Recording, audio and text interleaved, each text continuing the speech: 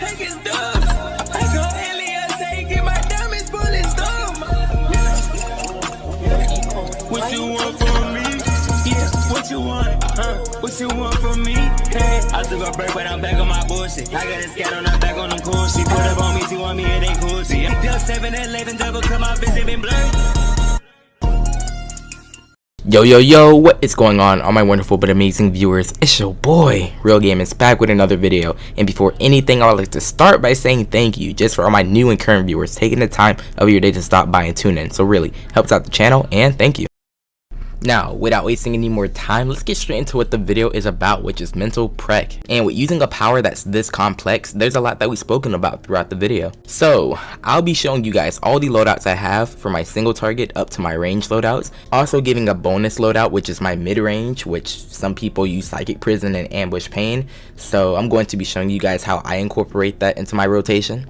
Not to mention, but this power gives you so many options with you having a third loadout bar, therefore giving you plenty of options for supercharges to pop for your EOG. Like, being honest, there's a reason why I consider this my favorite power, and for those who like electric with all the numbers flying and how add damage is, just wait until we get into how many hits each of these moves do with mental. But anyways, I think we've been talking long enough. I'll let the damage speak for itself. So hey, if you guys are ready, please, you don't have to like or subscribe, but go in the comment section and let me know what I could have done differently, or if you're feeling the vibe, or if I made you go to this power. I don't really know what much more to say, but hey, let's get straight into it.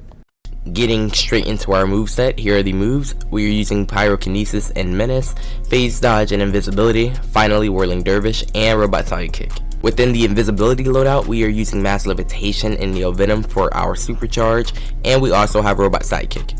For the weapons, we're using Bow and Dual Wield for their masteries. Here's the movement tree. Here are the iconics I'm using. And finally, here are the stats.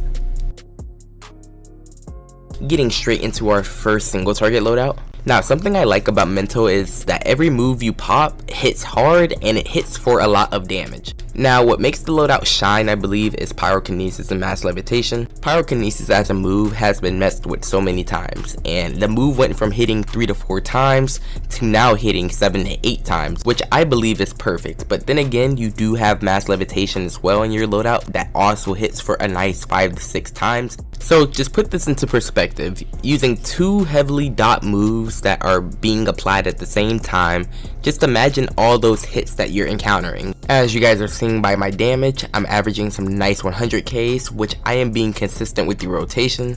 Also, with having damage like this, I'm hitting my rotation consistently, which means I'm clipping my pyro into my invis and hitting Mass Levitation right away. So please be consistent with your rotation, especially with me just slowing down and having that 90k parser pop up. So yeah, just be consistent.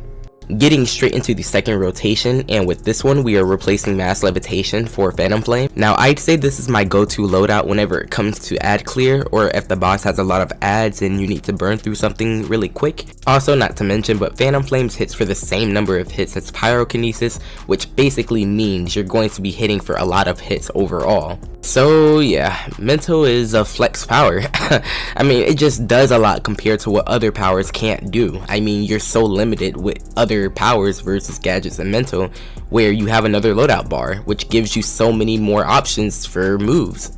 But anyways, as you guys have been seeing by my numbers, they look nice, and please be aware, just because you may miss one rotation with invis doesn't mean your numbers are going to drop like crazy. You can still pull off some nice damage.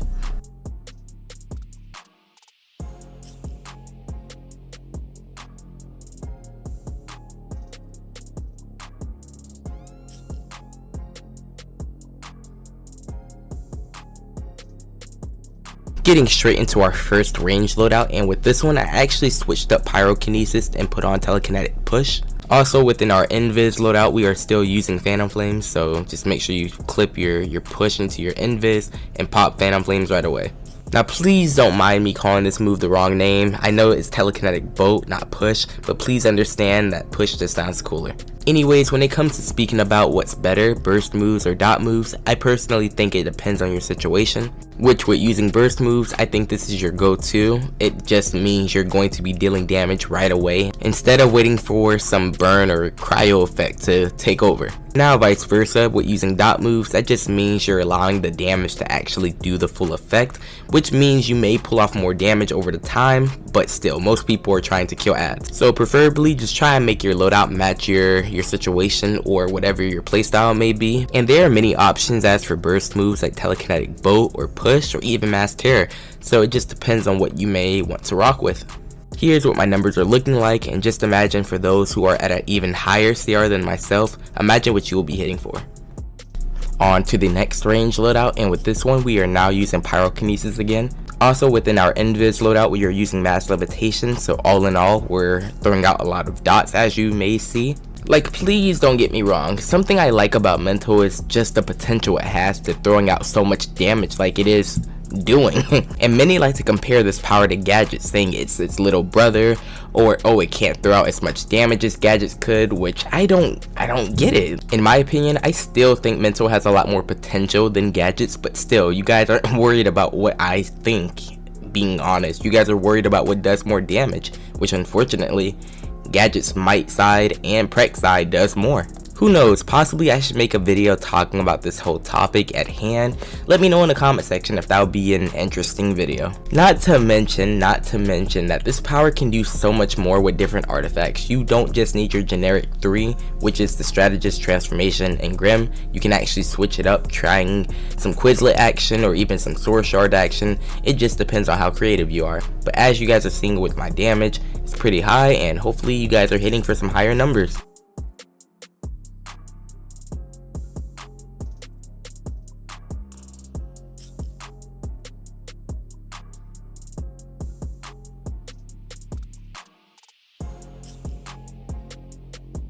Now taking a step back and talking about single target again, we are now using a mid-range loadout. And with being mid-range, you have more options of moves to use, like maybe Psychic Prison or even Ambush Pain Blast, which as you guys know with Ambush Pain, yeah, that move is strong. So speaking about the rotation, since it looks a bit confusing, yeah, what we are doing is clipping our first 3 moves, which is Phantom Flames, Invisibility, and Psychic Prison together. As you're going invisible, I understand it looks like I'm not doing it, but wait a second and then pop your Ambush Pain.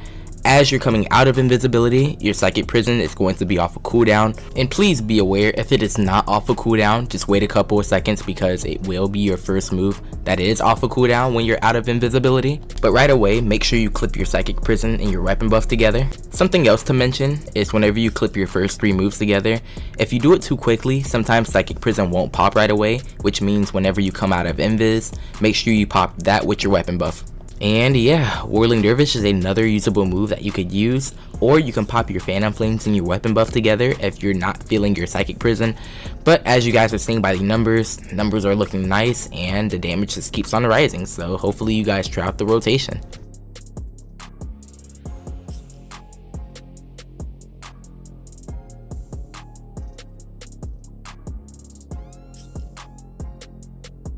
As for our gear mods, here's what I am running with, and please keep in mind there's nothing too special that I am running. The only mods to possibly call out are obviously your helmet, which you could run the Neo Venom piece, or you can run whatever supercharge you're feeling. For your legs you can run Phantom Flames or Cryokinesis, and finally for your hands you can run Improved Stealth. For the artifacts, I am running the Strategist card, Transformation card, and finally the Grim. Some other artifacts I'd recommend running are the EOG, and if you need possibly more supercharge, then go swap it to Soul Cloak, which just don't run the Extended Chest mod. Also, the Quizlet is an option, but personally, I don't have it, so let me know if I should go for it.